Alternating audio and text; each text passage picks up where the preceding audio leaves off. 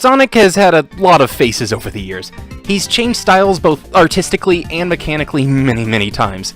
If Mario represents the tried and true in platformer gaming, then Sonic has to be the avatar of ceaseless experimentation. Today, I'd like to go over the various Sonic formulas that he's had throughout the years, examine their strengths and their weaknesses, and see if we just can't learn something. My name is Dallin Malna, and this is the Ultimate Sonic Formula.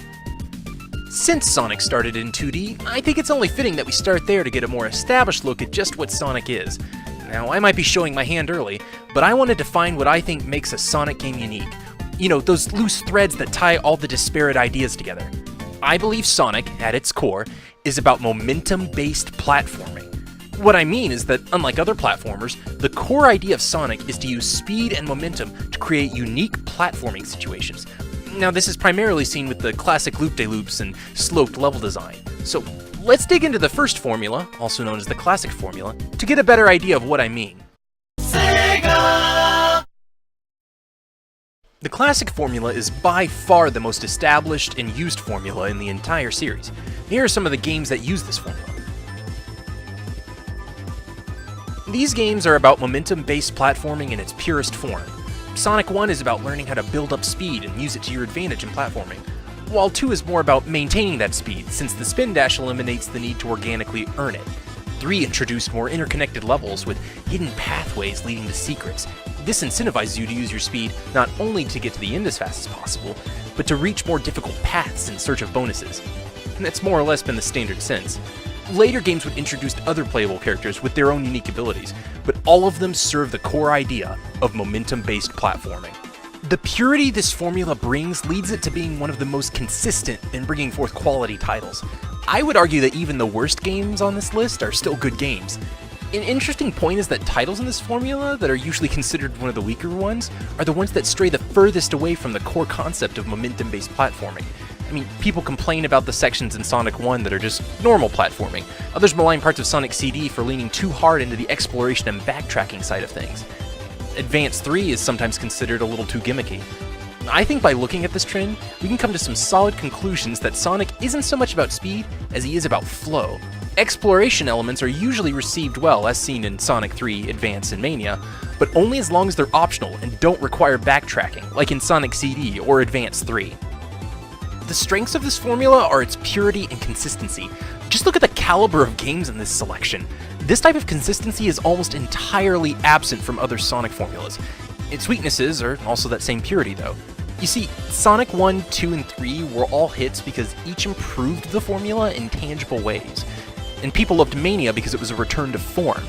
But it does seem to have peaked with Sonic 3. Each game after is still trying to live up to that peak, and attempts to deviate too far have been met with mixed reception. The real problem with this formula is that it's just been done about as well as it can be. Continuing to do the same thing over and over again just gets stale. But if you try and innovate too far, you pull away from that purity, threatening to become a different type of game altogether. I mean, that's not the worst problem to have, but it is a problem nonetheless. In my opinion, there's really only one place you could go from here, but that's a topic I covered already. The classic formula would see some major innovation in 2005 with the Rush formula. Creator Dimps had worked on 3 solid classic formula games in the Advance series. Each was beginning to push further and further from the purity of the classic formula, though. They finally managed to break out into a style all their own with the Rush formula. See, starting back in Sonic Advance 2, Dimps had focused more and more about pushing speed to its absolute extreme. The focus leaning less towards measured platforming and more about reacting quickly and managing speed. While momentum-based platforming was still the cornerstone of what they wanted to do, it also seems they wanted to put an emphasis on super quick but controlled bursts of speed to aid in platforming. And so, the Rush formula was created. On paper, the Rush formula only really makes one addition, the inclusion of a boost button. But the way it affected the level design was such a radical shift that it birthed a whole new gameplay style. Where the Rush formula succeeds is its superb balance between more classic-esque platforming and high-speed reaction-based gameplay. In Rush formula levels, you never feel like you're just boosting through everything, as your resource for it is extremely limited. The boost is a tool to help you platform, and choosing when to use it is a big part of what makes the system work so well. Another major advantage to the Rush formula is its verticality. Due to both Rush games being DS exclusives, they really focus on the vertical aspect of platforming that gets left behind in a lot of other Sonic games. I really believe this is what forced them to be so cautious and considerate with their level design, and how the boost would be used. In other games, that we will get to later, you can see ahead of you, and developers use this as an excuse to make long stretches of flat hallways with simple sidestepping challenges.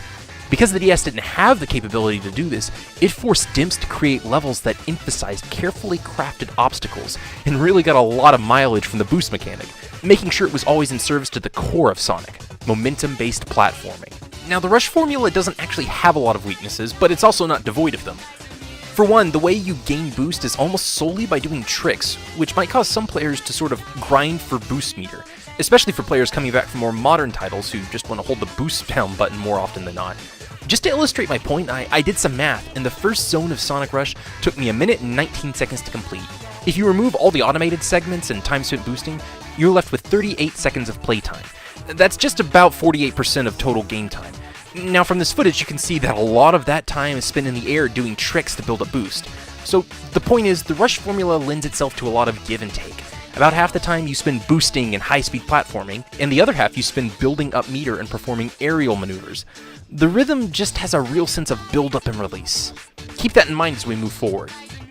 It's worth noting that DIMS continued to make portable versions of several boost formula games. I didn't bother to include these, but feel free to add Sonic Colors DS and Sonic Generations 3DS into the Rush formula if you want. The reason I didn't is because they really feel more like spin-offs, and they drop the trick system as a primary way to gain boost, opting to aid the boost formula methods, as well as losing that focus on vertical platforming. As a result, they just didn't feel like they really belonged anywhere. But, as the saying goes, you either die a hero, or live long enough to see yourself become a villain. And after a steady career of solid Sonic games, DIMS would once again be tasked with creating a new formula. And they would. A formula so bad that its trilogy got cut down to 2. I am, of course, talking about the formula. Puns aside, the formula led to some of the worst 2D games the Blue Blur has ever produced. While initially reception was warm, few people look back on Sonic Episode 4 with anything other than morbid curiosity. The sequel did add a few nifty ideas, like team actions, but nothing could stop these games from feeling like the cheap mobile spin-offs that they were. The formula took the pure momentum-based platforming experience of the classic formula and removed anything resembling functioning physics, and added in a homing attack for no real discernible reason, other than a vain attempt to line Sonic more up with his modern counterpart, something that I might mention had already been done with the Rush formula without needing to add a pointless homing attack move. Nothing quite feels right with the formula. All the actions you take are sluggish, and the entire world feels slow. Even when you're not playing on a phone touchscreen, you feel like your controls are built around one. Now, as harsh as I'm being on the formula, I don't think either game in it is bad per se. The base it's built on keeps the gameplay from becoming stale, and both are perfectly beatable games with even a moment or two of interest. But it does nothing to build on the foundation it was given, and whatever lame attempts it makes at progress are just dragging it down. To move forward with the story, we're gonna have to go back in time to 1999. Sega was in a real jam critically and financially. Games like Sonic Jam and Sonic 3D had flirted with the idea of a fully fledged 3D Sonic game, but no one had taken the plunge yet. The Dreamcast was their last hope at standing toe-to-toe with the likes of Nintendo and Sony. And so, they put all their creativity and ingenuity into one last-ditch formula. Their last hope was their first attempt at 3D, and thus, the Adventure formula was born. The Adventure formula is undisputedly the most divisive Sonic formula, as well as being the most ambitious. It's a real solid attempt to take Sonic 3's philosophy and transplant it into 3D. But they didn't stop there. 6 different styles, condensed down to 3 in future titles after Sonic Adventure, permeate the formula, each adhering to the core tenet of momentum-based platforming to differing degrees. Real quick mini-review for each style and how it fares against the series as a whole. Sonic translates really nicely. The new behavior on the spin dash leads to some high-skill, high-reward play, and the homing attack is a perfect addition to make taking down enemies in 3D work. Generally speaking, the speed sections in adventure games have been closer to Sonic 2 than 3 in terms of linearity, but it functions well enough. For Adventure 2, everything is basically identical, but a bit more streamlined. Better paced, but less open areas and fewer paths to take overall. Tails sections are basically the same as Speed, but without the extra tech of the spin dash, and with adding some shortcuts that make use of Tails' flight abilities. I wish these shortcuts were introduced a little bit more organically, and I always found it weird that, counter to his 2D appearances, Tails' levels are more about speeding through at top speeds while ignoring any exploration elements, but on the whole they work, though I can't really say they're worth separating from Sonic's levels in terms of gameplay. Knuckles feels that gameplay need for exploration, and his levels make great use of Sonic's trademark momentum-based platforming in a really unique setting, showing the versatility of the gameplay style. In Adventure 2, they attempted to make his levels longer by limiting the effectiveness of the radar, but it just makes every level feel more RNG-based instead. On the whole, this style gets a pass. It's a unique way of implementing momentum-based platforming without it being another get-to-the-end-of-the-level style mission. Amy, however, is slower and more puzzle-based. While I can appreciate this idea and concept, the lack of any real momentum-based usage into the puzzles really makes it feel a little out of place for Sonic gameplay. On its own merits, it's fun enough so I can overlook this personally, but it's worth mentioning this shortcoming in this video. Despite also moving at a slower pace, I think Gamma fares a bit better than Amy. His glide and combo time extending mechanics lend themselves to a unique take on the core of momentum-based platforming. I will admit, in this game they go underutilized. While I feel they become a little bit clunkier, the level designs of the mech sections in Sonic Adventure 2 better leverage this gameplay style into the core mechanics. However, with even more reduced speed and dropping the unique time limit extending mechanic as a trade-off. I think this concept gets a pass, but in execution it's always been a little shaky. I think it's worth tweaking, but it has yet to really hit that sweet spot of meshing with momentum-based platforming. And now it's time to talk about Big the Cat.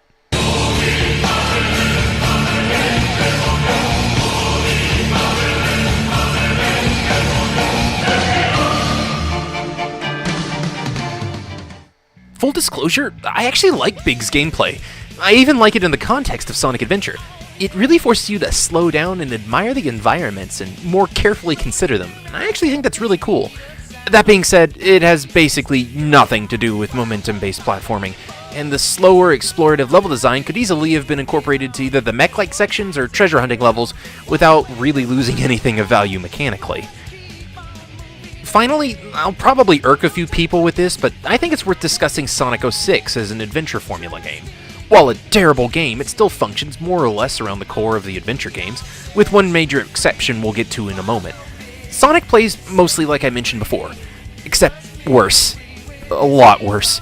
Unique to him are these mock speed sections that sort of function like boost gameplay if boost gameplay was made by someone who had never played a video game before. Shadow is basically identical to Sonic, except now with chaos powers that do nothing but slow down the pace of the game and somehow make him even less fun to play than Sonic. Most interesting to me is Silver's gameplay. Like everything in 06, it doesn't work, but conceptually mixing momentum-based gameplay with his telekinetic abilities could have made for some really interesting ideas. Alas, it seems unlikely we'll ever get a realized version of this. Notably missing from 06, but absolutely key to the adventure experience, is the Chow Garden. This little pet-raising side game has way more depth than it has any right to. The basic gameplay loop is that as you go through a stage, you can collect small items or animal buddies to give to your Chow, changing their attributes and increasing their stats. You can let your Chow compete in mini-games and change their type based on how you treat them, and honestly, the system has just about as much depth and nuance put into it as the main game, and it's just incredible. This system ends up kind of guiding you into a feedback loop, where if you enjoy raising Chow, it leads you to replaying and mastering previous levels to get them more and more items, and it ends up creating this positive feedback loop where you keep playing your favorite levels and continue to improve your skills, and just honestly, it's a wonderful little addition that really improves the experience of each game that it's in. The Adventure series' greatest strength is also its greatest weakness: variety. They never feel stale, and I would argue that 06 aside, each gameplay style is handled well in and of itself. But this formula, more than any other, strays from the core of Sonic. If you ask me, the adventure games are some of the best Sonic games in the entire series has produced, but I would argue that in practice, they're some of the worst Sonic games, in terms of adhering to the identity of the series. Nowhere more clearly can you see Sonic Team begin to feel the need to wildly experiment than with this formula. And that experimentation would soon turn into something much more slippery.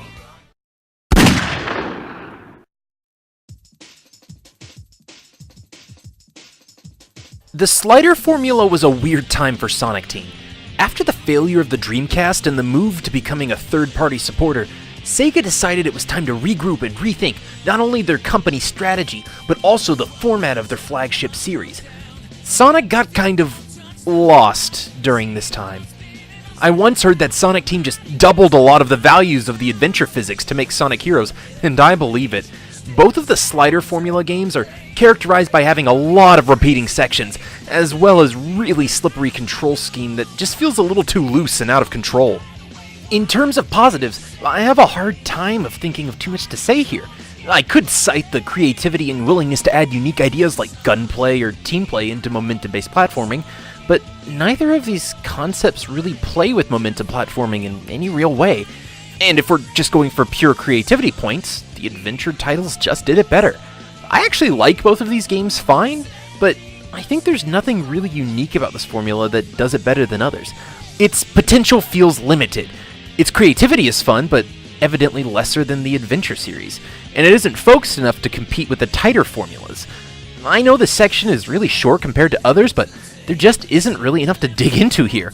The games have really enjoyable parts, but on the whole, just feels too tame to compete with something like the madness of adventure, and too unfocused to measure up to the purity of the classic titles. And speaking of unfocused...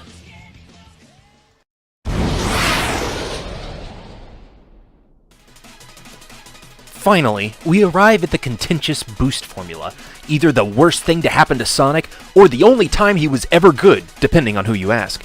So, I'm gonna lay my cards on the table right at the beginning. There has never been an actual boost formula Sonic game.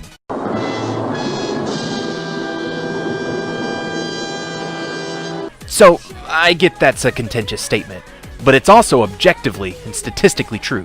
Let me break it down. At the time of this video, there are currently 4 boost formula games: Unleashed, Colors, Generations, and Forces. Every single one of these has a gameplay style that gets more time than 3D boost formula. Unleashed has at least 2/3 of its gameplay taken up by a simple beat-em-up gameplay style with the Werehog, as well as extensive 2D sections. Color comes the closest by mixing its gimmick of Wisp into gameplay, but doesn't escape unscathed. First off, on an unrelated note, the Wisps really do nothing to help Colors in its core concept of momentum-based platforming. Each power-up stops you in your tracks, and with the exception of a Wisp that allows you to use a spin dash in a very limited way, none of them really encourage creative use of the boost physics. In addition to this, I think it's fair to say that about 70% of the game takes place in 2D. And while I don't have the exact stats in front of me, it's a safe assumption that the majority of the time is spent in non-momentum-based blocky platforming that plays neither to the strengths of Sonic in general, nor the unique moveset brought forth by the boost formula. As such, the actual time you spend in control of 3D boosting is well under half in this entry. Sonic Generations does the best in terms of at least keeping the boost sections largely about momentum-based platforming. I would say here more than anywhere else, we see the purest and best example of the boost formula in action. But even this game is plagued by long 2D sections in its boost areas, and of course, half of that gameplay is a serviceable but not fantastic recreation of the classic 2D formula. Finally, we come to Forces. The nearly 50-50 split from Generation is pushed back tremendously, leaving only a minority of levels actually to Sonic's boost gameplay. And these too are littered with 2D sections. Looking closely at these titles, we can see that all of the boost games are actually overshadowed by some other playstyle, forced to play second fiddle to what would universally be accepted as a less fun playstyle. No one plays Sonic Unleashed for the Werehog. Everyone agrees that the 2D platforming is the worst part of Sonic Colors. So with that all out of the way, I want to throw the style a bone and focus on the core essence. If we can appreciate Sonic Adventure 2 for what's effectively 1/3 of its gameplay, then I think we should give boost games the same chance. When it's actually being a boost game, what the boost formula titles do right is high-speed decision-making and using the boost to play off of level design in unique ways. Knowing when to fly off a slope or explode forward in the air is exhilarating when done right, just like in the Rush formula before it. Unfortunately, I feel the 3D attempts at recreating the Rush formula failed to carry over one of its most important aspects, the push and pull timing of when to boost.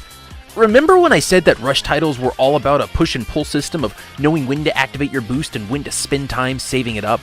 And that when you did the math on the first Rush level, you ended up with a nearly perfect 50-50 split of time spent building up energy and expending it in boost? Well, I did the same for the first boost level of Generation, and the results weren't pretty. Obviously, later levels will increase in complexity, but that's true for both, so I figured comparing the first 2 levels would be the easiest way to make this point. Alright, enough stalling. The amount of time you spend out of boosting in level 1 of Generations is 18 seconds. That comes out to just 14% of time in the level. And honestly, that's being generous. When you remove places where I obviously made mistakes, or areas that aren't technically automated but just include homing attacks in a straight line with no other options, that number shrinks down to 0. I believe this shows a stark difference between the rush formula and the boost formula. The rush formula is about learning when to conserve and when to expend boost resource. In boost games, if you're not boosting, you most likely messed up. The potential strength of the boost system is similar to classic Sonic in many ways. Its limiting moveset and the requirement to boost forward at all times limit the gameplay down to an absolutely pure essence, one that at its best can be polished to a perfect sheen of solid gameplay. In other words, the super focused playstyle can lead to levels that are more polished than anything else in 3D. The cons are that this system is so limited they ran out of ideas before a single game was finished. The one thing that could have been its greatest strength, the purity of its gameplay, has never actually been realized. It really seems there simply isn't enough you can do with this formula to constitute a fully fledged Sonic game. And that's maybe why it's never been done before. The boost formula works more than excellently as a sub-gameplay style, supporting a more meaty base. But on its own, the system seems to be too limited to really work. It's like a smaller fish that needs a shark to attach to. It can clean and help the shark and elevate the game it's in, but it just doesn't have the strength to survive on its own merits. And for a final stop, we're going to look at the Lost World formula. I couldn't think of any sort of catchy name that could encapsulate the slow-moving, wall-running, spherical gravity thing that is Lost World, so this is the name you get. I have pretty low expectations about everything. To start off, I think the concept has a lot of potential. Wall running has always been a part of the series, but it's almost always hyper-contextual. Allowing the player to wall run at will is a great way to expand how Sonic interacts with momentum-based platforming. And the spherical nature of the levels, even if derivative a bit, allows for a greater opportunity of interesting slopes to play off of. Sadly, none of this potential is executed in a cohesive way. Though wall running can be done wherever, its usefulness is still extremely contextual. In addition to this, you lose all momentum before and after using the move vertically, making it basically impossible to transition smoothly into other platforming maneuvers. Similarly, the cylindrical levels really do nothing interesting with their setup, resorting to blocky, segmented platforming throughout most of the game length. And the run button doesn't add much to the system either, since there's really no need ever for walking and more precise platforming. And the spin dash just operates as a less effective version of what it was in Adventure. All in all, I'd say the pros of this setup are that it has a lot of potential, and with refinement could be really fun to play and work well with the core idea of Sonic. The cons are that, in execution, the one game this formula has appeared in, unfortunately, delivers on exactly none of this. So, what did we learn from all of this? Well, we learned that I'm an Adventure fanboy, and we learned that despite actually loving almost all of these games, I have some pretty harsh critiques about all of them. But we also learned, if nothing else, that they have the potential to be something great. And we also learned that Sonic really has trouble getting other mechanics to mesh well with the core concept. So what does the ultimate Sonic formula look like? Guess we'll just have to find out in part 2. My name's Dalin Malna. God bless.